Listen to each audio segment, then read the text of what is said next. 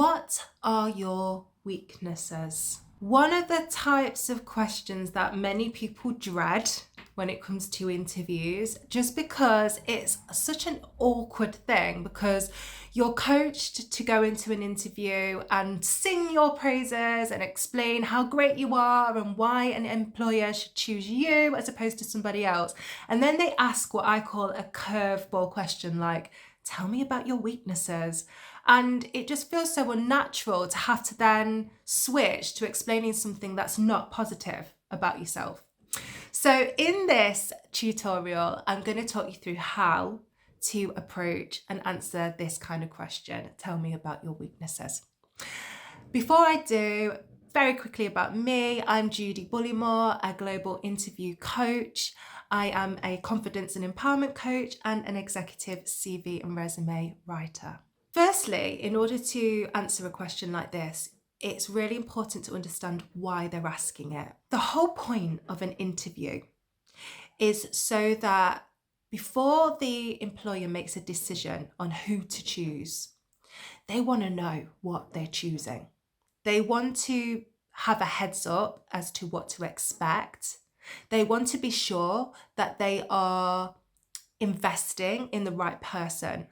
Their worst case scenario is to give the job to somebody who can't deliver on what they're looking for, somebody who is just going to leave after, a few months of investment, somebody who is going to be more trouble than they're worth. And I don't say that in like a derogatory way, but this is why interviews are so tricky, that why they put candidates through their paces so much, because they see it as an investment of their time and their energy.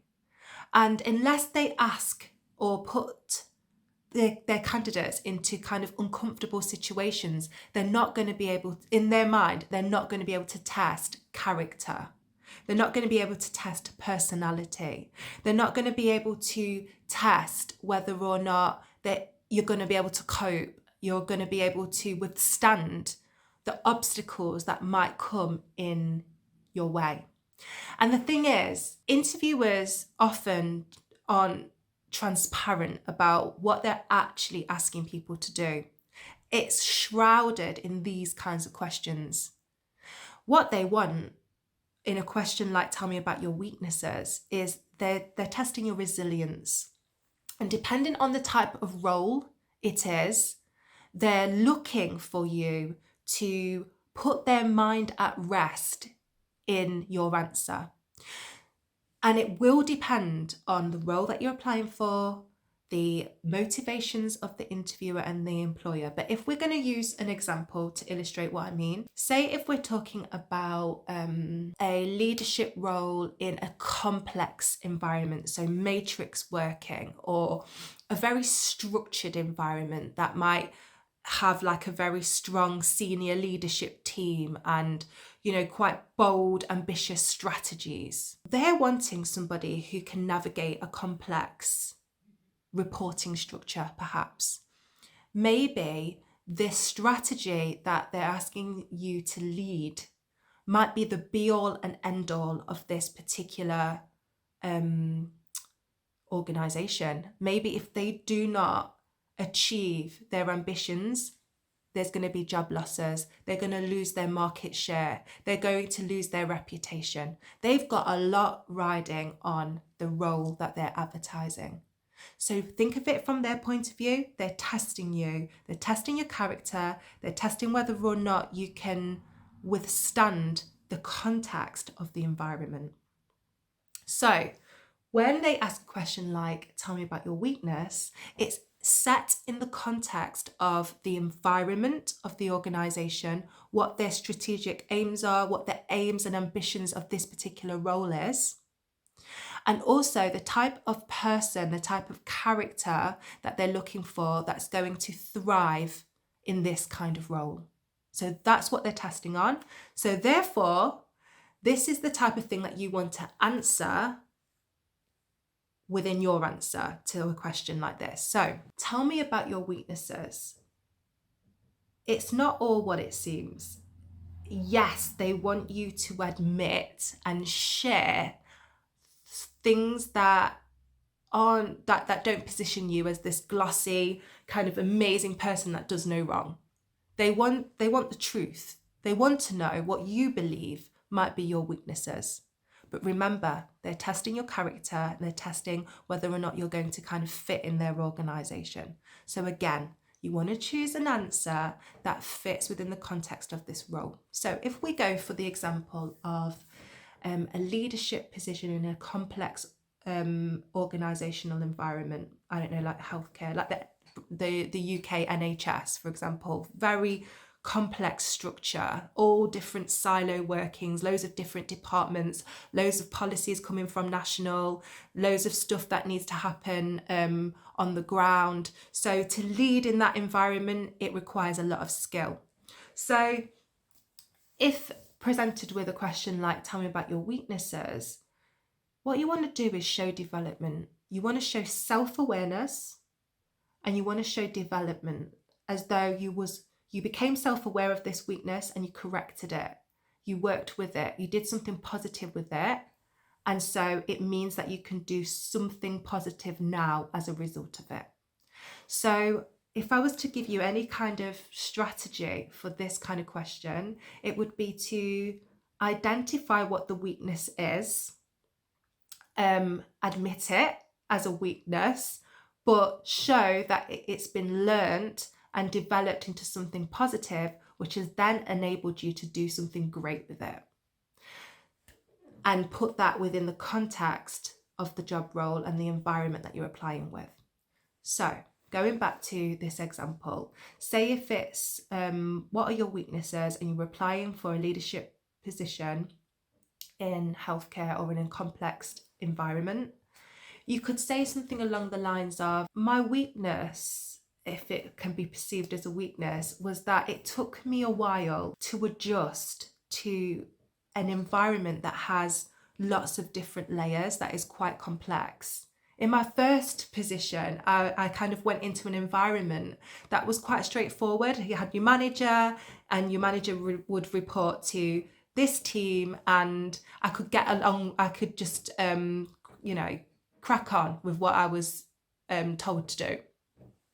As I've grown in my career, I've become much more comfortable with a more complex working environment, because in the beginning, when I was trying to navigate this kind of complex structure, I would struggle to know who to report to and how much impact I was ever going to have. And I just noticed so much silo working, and it meant that I couldn't have the impact that I wanted. And to me, that was a weakness, because it meant that I wasn't being as fulfilled in my role or having the impact that I felt that I could have.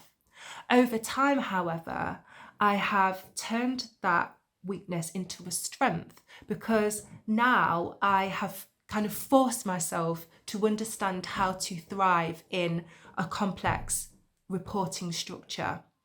And as a result, I have now acquired the tools and the techniques to not only navigate that structure successfully, but I can lead my team to do that too. For example, in my last role, I created more opportunities for staff to feed back and to really share how they were feeling, so that I could find the right avenue to have their voices heard. Whatever it is, I've literally just made that up. But hopefully you can see that when you're talking about weaknesses, it's not really a weakness. It really can be thought of as an area of development. That's all it is. Where are your areas of development?